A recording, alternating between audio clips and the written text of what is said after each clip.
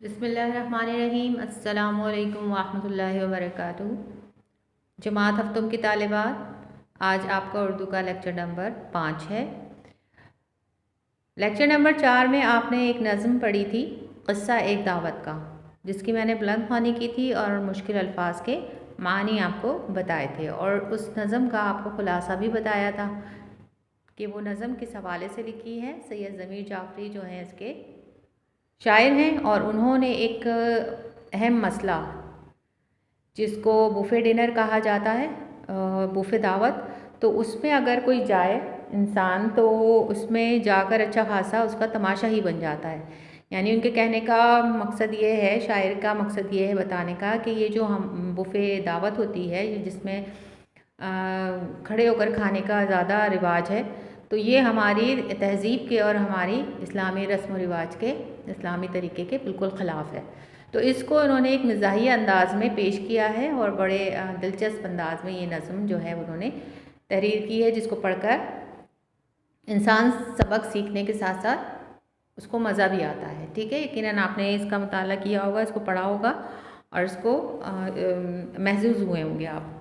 आइए देखते हैं आज हम इसका जो है क्या काम करेंगे। इसका आज हम ख़ुलासा मैं आपके सामने पढ़ूँगी। ठीक है, इसका मरकज़ी ख़याल आपके सामने पढ़ूँगी, जिसको आप गौर से सुनेंगे और तहरीर करेंगे। ठीक है, अपनी कॉपी में, नसर की कॉपी में। फिर मश्क़ी सवालात के बारे में आपको बताया जाएगा, और इसके बाद सबसे पहले आप अल्फाज वानी लिखेंगे अपनी नसर की कॉपी में। टाइटल पेज बनाने के बाद क़स्सा एक दावत नज़म का और उनके शायर का नाम लिखने के बाद आप अल्फाज वानी लिखेंगे, मश्क़ी सवालात करेंगे और फिर मरकज़ी ख़याल और ख़ुलासा लिखेंगे। ठीक है, साथ ही साथ आपको क़वाइद का काम भी बताया जाएगा। ठीक है, तो आइए पहले हम इसके अल्फाज मानी पढ़ लेते हैं। अल्फाज मानी कुछ इस तरह से हैं। माही मानी है मछली, गश्त लगाना मानी है चक्कर लगाना, ज़ियाफ़त कहते हैं दावत को, बुफ़े खाने की मेज़ पर जाकर खाना लेना। यानी बुफ़े दावत जो होती है वो क्या होती है कि ख़ुद से जाकर खाना लेना और खाना। रिकाबी प्लेट या थाली को कहते हैं, कतला टुकड़ा कहलाता है, मशक्क़त होती है मेहनत करना, मटरगश की मानी होते हैं सैर व तफरी करना या घूमना इधर से उधर। ठीक है, आइए अब मैं आपके सामने ख़ुलासा पहले मश्क़ी सवालात कर देती हूँ, जो कि आप अपनी किताब में खोलेंगे सफ़ा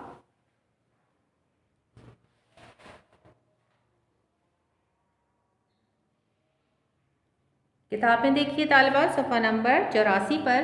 पहला सवाल है, सवाल नंबर 1, दर्ज झेल सवालात के जवाब तहरीर कीजिए।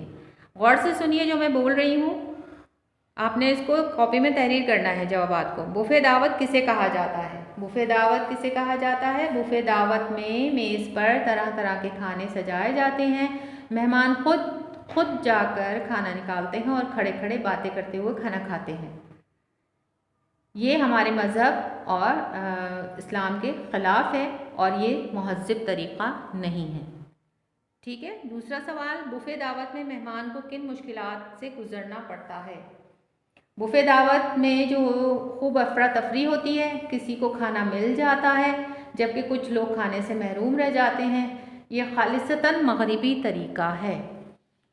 तीसरा सवाल, शायर ने मछली हासिल करने के लिए किससे लड़ाई की? शायर ने मछली हासिल करने के लिए छुरी और कांटे से लड़ाई की।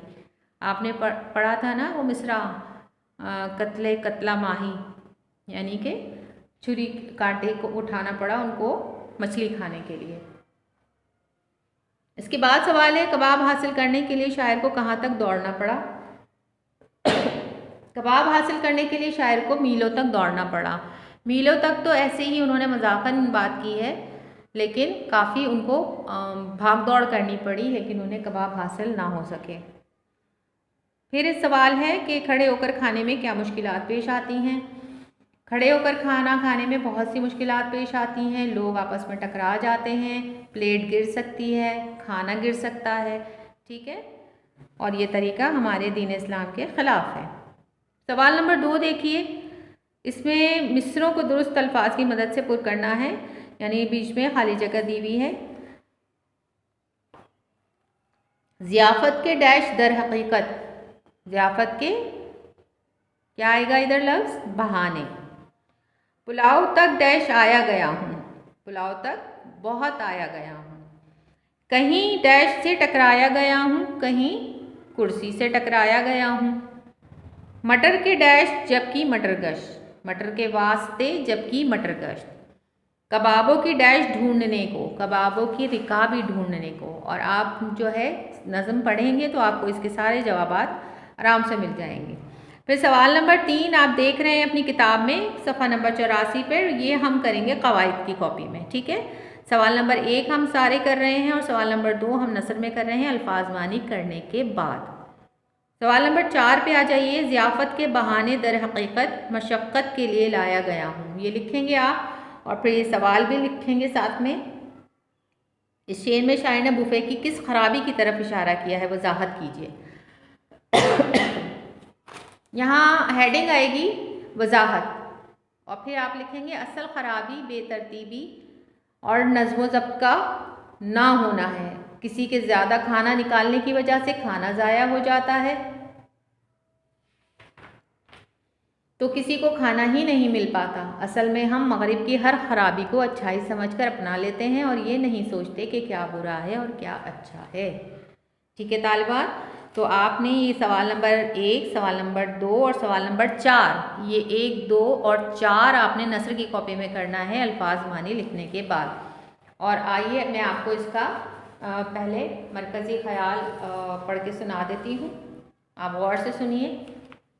क़िस्सा एक दावत का, मरकज़ी ख़याल की हेडिंग देंगे और लिखेंगे नज़्म किस्सा एक दावत का एक मज़ाहिया तर्ज़ की तहरीर है जिसे सैयद ज़मीर जाफ़री ने बड़े ख़ूबसूरत अंदाज में पेश किया है। बुफ़े दावत में जहाँ मेज़ पर तरह तरह के खाने सजाए जाते हैं और मेहमानों को ख़ुद जाकर खाना लेना पड़ता है, जिससे बदनज़मी पैदा होती है। दरअसल ये मगरिबी अंदाज़ है और हमारा मज़हब हमें खाने के आदाब की तलकीन करता है। बक़ौल शायर, उठाकर फेंक दो बाहर गली में, उठाकर फेंक दो बाहर गली में, नई तहज़ीब के सारे अंडे हैं गंदे। ये मरकज़ी ख़याल है आपका। और इसके बाद मैं आपको खुलासा पढ़ के सुना देती हूँ, वो भी आप गौर से सुनिएगा क्योंकि आपने लिखना है कॉपी में। नज़्म किस्सा एक दावत का में शायर ज़मीर जाफ़री ने मज़ाहिया अंदाज में शायरी के ज़रिए एक दावत का अहवाल बयान किया है। शायर कहते हैं कि मुझे बुफ़े दावत पर बुलाया गया, लेकिन सबसे पहले मेरे हाथ में प्लेटें थमा दी गईं। कभी तो मुझे बातों में लगाकर मेरा वक्त ज़ाया किया गया और इसी बेख्याली में मैं कई मरतबा कुर्सी से भी टकरा चुका हूँ। मैंने बहुत कोशिश की कि पुलाव की एक प्लेट मुझे मिल जाए, लेकिन मेरी कोशिश बेकार रही। मैंने कबाबों की रिकाबी को बहुत ढूंढा, मगर इत्तफाक से मुझे मछली के कतले नज़र आ गए, लेकिन छुरी कांटे के लिए वहाँ लोग आपस में लड़ रहे थे, यानी कि छुरी कांटे वहाँ कम थे। अब जब मैंने मुड़कर देखा तो मटर पुलाव मुझे नज़र आया। मैं दौड़ा और जब पास जाकर देखा तो वो आलू गोश्त निकला। ये खाने वालों के खाने का जदीद तरीक़ा था। शायर ने आखिर में कहा है कि ये दावत नहीं थी बल्कि ज़हमत थी। सच पूछे तो हमने मशक्क़त उठाई है या हमसे मशक्क़त करवाई गई है। ठीक है तालिबा, आइए अब देख लेते हैं। ये आपका सारा नस्र का काम था। अब हम देख लेते हैं अपने क़वाइद का काम कि उस कॉपी में किस तरह करना है। बोर्ड पर देखिए तालिबान, यहाँ वाहिद जमा आपको कॉलम नज़र आ रहा होगा। इसी तरह आपने कवायद की कॉपी में भी करना है। रिकाबी, रिकाबियाँ, कबाब, कबाबों, प्लेट, प्लेटें, दावत, दावतें, ज़ियाफ़त, ज़ियाफ़तें। दूसरा कॉलम है अल्फाज़िद का, मेज़बान, मेहमान, उलझाया, सुलझाया, कातिल, मकतूल, आया, गया, ख्वाब, हकीकत। और अब तीसरा कॉलम देखिए, अल्फाज और उसके मुतरादिफ़ात हैं। माही, मछली, यानी मुतरादिफ़ आपको पता है ना, हम मानी अल्फाज होते हैं। माही, मछली, ज़ियाफ़त, दावत, हकीकत, असलियत, गल्ला, अनाज, मशक्क़त, मेहनत। तालिबात बस यही काम आपने अपनी कॉपीज़ में करना है, नसर की भी और कवायद की भी, जो आपको बताया गया है। इसके अलावा कोई और काम नहीं है इस सबक के साथ, इस नज़म के साथ। उम्मीद करती हूँ कि आपको ये सारा लिखा हुआ समझ में आ रहा होगा और आप देखकर अपनी कॉपीज़ में काम भी कर लेंगे। इंशाल्लाह जल्दी आपको इसकी PDF मिल जाएगी, तब फिर अपने काम को आप उसके साथ टैली कर लीजिएगा। ठीक है, अगले लेक्चर तक के लिए अल्लाह हाफ़िज़।